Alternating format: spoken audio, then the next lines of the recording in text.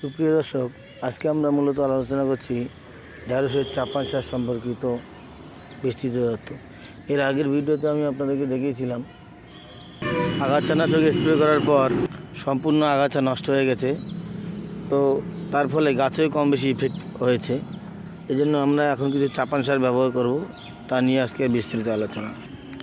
আমার যে ঢ্যাঁড়স ক্ষেতটি রয়েছে, এটি রয়েছে 6 থেকে 6.5 কাঠার মতো। তো আমি এখন যে চাপান সারটি ব্যবহার করব, প্রথমে আমি আপনাদেরকে দেখাচ্ছি। এটি হচ্ছে ইউরিয়া।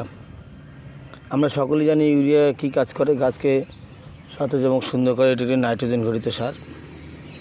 এবং নিয়েছি ডিএপি। তো এই 6 কাঠা জমির জন্য ইউরিয়া নিয়েছি 3 কেজি এবং ডিএপি নিয়েছি 1.5 কেজি। এটি খেতে সুন্দর করে মিক্স করে ছড়িয়ে দিলে খুব সুন্দর রেজাল্ট পাওয়া